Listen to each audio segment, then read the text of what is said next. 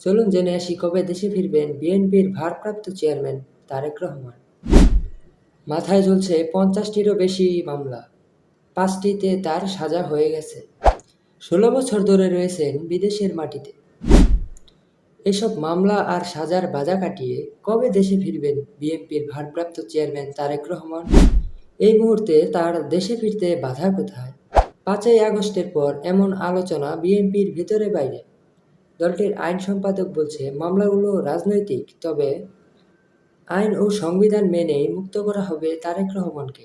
সেনা সমর্থিত তত্ত্বাবধায়ক সরকারের আমলে বিএনপির প্রতিষ্ঠাতা জিয়াউর রহমান ও বাংলাদেশের সাবেক প্রধানমন্ত্রী বেগম খালেদা জিয়ার বড় ছেলে তারেক রহমান গ্রেপ্তার হন।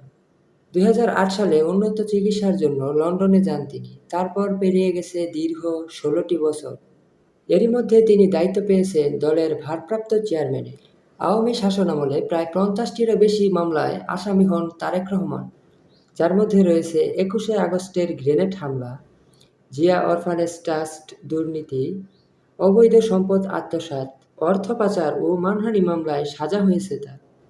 গত ৫ই আগস্ট গণঅভ্যুত্থানের পর মুক্তি দেওয়া হয় বিএনপির চেয়ারপারসন বেগম খালেদা জিয়াকে।